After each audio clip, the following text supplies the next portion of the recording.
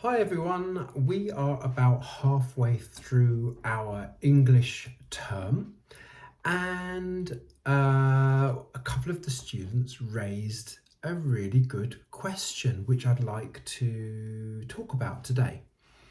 So they asked me how they can remember this stuff that I'm teaching. So I teach new vocabulary, idioms, phrasal verbs, tenses, all of this stuff. And they go, well, you give us this work, you ask us to, we make a mistake, and they say, I say, oh, do this unit 110 and try to learn this or that or the other, just because often I'm setting work from one of these books, Essential Grammar in Use, English Grammar in Use, even sometimes the advanced book.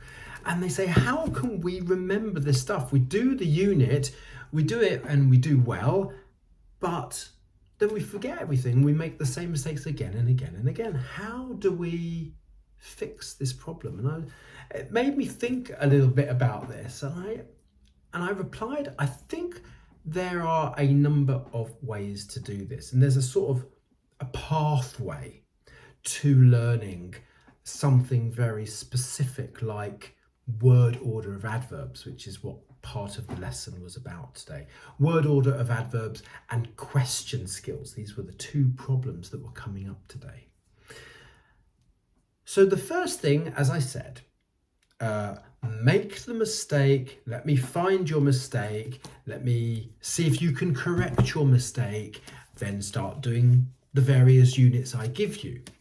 That's part one. But then comes the next part. The next part would be write essays and stories. So basically do the homework I give you, which is all about write an essay using the vocabulary, the new phrasal verbs, the expressions, plus your problems. If it's questioning skills, ask questions within the essays. If it's adverb word order, include lots of adverbs within the essays to see if you can fix your repetitive problems, because a lot of the time it is about repetitive problems. But then comes the next stage of learning, and this takes two directions.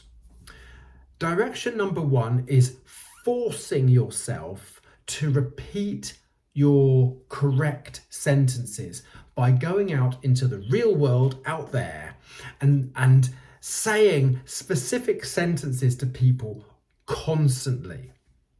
So if you're getting that adverb word order problem, and I always say put the adverb before the verb, you can write some sentences like I will definitely see you tomorrow or later. And then you see your friends and you say to them, oh, I will definitely see you later. I will definitely see you later. Oh, and I will definitely see you later. And I know it may sound really strange and they'll think, this person's weird. Why does he keep saying, I will definitely see you later? It's because this person is trying to learn, but that's fine. Don't let them think you're crazy. People think I'm crazy all the time. It's fine. So let them think you're crazy. Repeat, repeat, repeat. Get it into your head. And the other thing that can sometimes come, which is this other direction, which doesn't come as often, is sometimes you will hear somebody placing the adverb before the verb correctly, and you'll go, Mike was teaching this in his lesson. And then you come to the lesson, say at the beginning of the lesson, you say, Mike, I heard somebody say, I will also see you tomorrow. They put the adverb before the verb and I wrote down this sentence and here it is. Was it a good sentence? And I'll go, yes, it was, or no, it wasn't. And yes, it was, because they said also before the main verb and stuff like that. So that's part one. This gives you a nice pathway to remembering. I also wanted to cover something very interesting. I have a couple of students, and these were the two students today who stopped me after class. And they asked me this question, but then they also told me something very interesting, which I'd like to share with everybody. They are all advanced students, upper intermediate advanced, and this is the book I recommend for my upper intermediates. It's called English Grammar in Use by Raymond Murphy. This is the 3rd edition. This is the lowest edition I would recommend. I don't recommend the 2nd edition, it's too old. This one is great, and now they've got the 4th edition and the 5th edition, but this one's fantastic. So my upper intermediate students, do this book. Now, of course, if you completely finish this book and you've done all the advanced exercises, which are at the back, they're called additional exercises, and everything's cool and you're really pushing yourself and you're at a very high level, yes, go ahead and buy this book, not a problem. I can set you work from this book. But what if you're still, because with this book, I don't tell you to do everything. I say, do unit 110, do 69 because of your article problem, do this, do that, the other. And this book, we use it very slowly when your problems come up.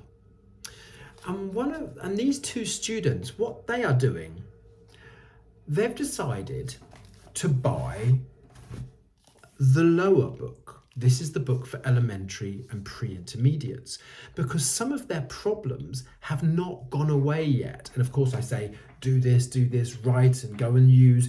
But then they said, we're going to buy this book, the lower book. And I thought, actually, that's a really good idea. They're not just going to buy the book, but they're going to work through it together. So they're going to connect via, Skype, any of these systems, and they're going to say, right, today we're going to do this set of units. They work on it, they correct it, they help each other out, they work in competition to see who can get the most right of this section. And suddenly, when you're working with somebody else, it becomes so much easier and much more fun. So whether you're working your way through the specific sections of this book, or you've decided to go back and do something even easier, work with a friend and things will get easier for you. Say I give one student unit 110 and I give the other student unit 69. Say, hey, why don't we get together? We'll both do unit 110. We'll both do unit 69. And then you're helping each other with the other person's problems and learning stuff yourself as well, which is really useful. So just a few ideas for you there to motivate you. And please, please, please do your writing homework, your essays. Thanks a lot.